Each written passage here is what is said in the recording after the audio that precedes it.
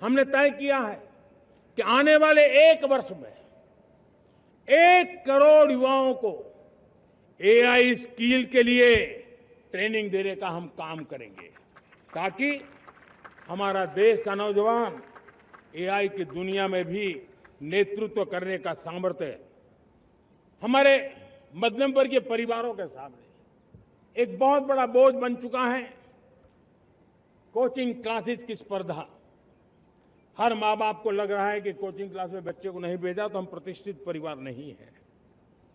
इन गरीब और middle class परिवारों की हम चिंता करते हुए हजारों करोड़ रुपए का उनका खर्च है वो भी बचे, बेटे भी अपने आसपास रह सके, उनकी देखभाल हो सके, परिवार पर आर्थिक बोझ न आए। और इसलिए हमने युवाओं के लिए विभिन्न परीक्षाओं की फ्री ऑनलाइन कोचिंग हमने करने का निर्णय किया है। डिजिटल पब्लिक इंफ्रास्ट्रक्चर है, हमारे पास उत्तम टैलेंट है, टीचर्स हैं, उन संसाधनों को जोड़ करके हम देश के नौजवानों को फ्री कोचिंग देने का एक पूरा नेटवर्क हम खड़ा करने वाले हैं। बदलते हुए समय में अस्त्र शस्त्र की तरफ काम करना है, सैन्य बलों का सामर्थ्य बढ़ाना है, लेकिन साथ साथ नागरिकों को भी तैयार करना होगा। पिछली शताब्दी के युद्धों के अनुरूप जो सिविल डिफेंस की व्यवस्थाएं हमारे देश में विकसित हुई है वो कालबाह्य हो चुकी है। और इसलिए मैं आज लाल किले से घोषणा कर रहा हूं कि हम आने वाले दिनों में सिविल डिफेंस का एक वाइब्रेंट नेटवर्क खड़ा करेंगे, आधुनिक व्यवस्थाओं से उनको परिचित कराएंगे, आधुनिक संकटों से नागरिकों को रक्षा करने की क्या व्यवस्था हो सकती है। एक बहुत बड़ा वॉलेंटरी फोर्स सिविल डिफेंस का आधुनिक चुनौतियों को पार करने वाला हमने तय किया है कि 2036 में जो ओलंपिक होगा, हम चाहते हैं कि वो भारत में हो, लेकिन 2036 में जिन विधाओं में आज भारत खेलता नहीं है, जिन विधाओं में भारत क्वालिफाई नहीं करता है, जिन स्पर्धाओं में भारत ने छोड़ के रखा है, 3/4 हिस्सा हमारे इंतजार कर रहा है। भारत उस पर बल देगा और इसके लिए हम टैलेंट हंट का एक अभियान भी चलाना चाहते हैं। हमें अगर 2036 के लिए खिलाड़ी चाहिए तो आज जो 5 साल, 10 साल, 15 साल की उम्र के नौजवान हैं, बेटे हैं, उनके तरफ ध्यान देना होगा, उन बेटियों पर ध्यान देना होगा। और इसलिए 5 से 15 उम्र के बच्चों में खेल प्रतिभा ढूंढने के लिए गांव-गांव, शहर-शहर, स्कूल-स्कूल एक टैलेंट हंट का अभियान चलाया जाएगा। बच्चों की प्रतिभा को देखा जाएगा और फिर उनको स्पेशल ट्रेनिंग दे करके देश के लिए खेलने वाले अच्छे खिलाड़ी बनाए जाएंगे। देश आजाद होने के बाद विश्व में तो सेमीकंडक्टर की चर्चा हो चुकी थी, हमारे यहां भी बातें होती थी, लेकिन सेमीकंडक्टर का कोई बड़ा प्लान हम आगे नहीं बढ़ा पाए।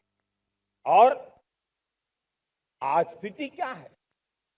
आज की डिजिटल दुनिया में, आज की टेक्नोलॉजी में चिप का महात्म्य हम समझते हैं।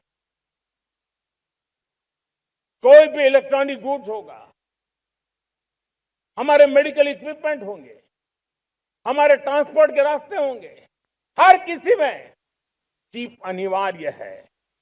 और इस चिप के बिना दुनिया थम जाए ऐसी स्थिति पैदा हो। और इसलिए भारत ने आत्मनिर्भर होने की दिशा में अपना सेमीकंडक्टर प्लान, बड़ा सेमीकंडक्टर प्लान, 3 सेमीकंडक्टर प्लांट शुरू हो चुके हैं। और मुझे बताया गया है कि वहां जो प्रोडक्शन हो रहा है वो एक्सपोर्ट होना शुरू हो चुका है। और मैं देशवासियों को कहना चाहता हूं, आने वाले 7-8 वर्ष में और 5, 7 या 8 सेमीकंडक्टर प्लांट बहुत ही जल्द शुरू होने वाले।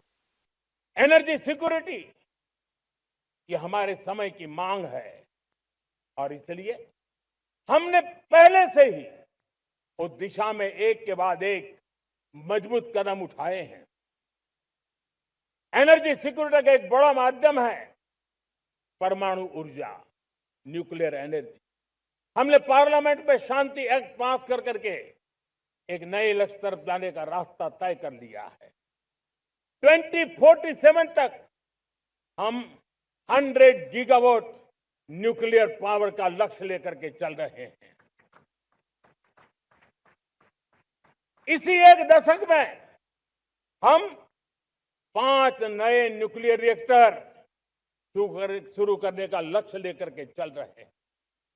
इस वर्ष भारत ने फास्ट ब्रीडर न्यूक्लियर टेक्नोलॉजी में महारत हासिल करके एक अहम पड़ाव पार किया है और उसके कारण परमाणु ईंधन में आत्मनिर्भर बनने की दिशा में हमें एक बहुत बड़ा सफलता का कदम हमने रखा है।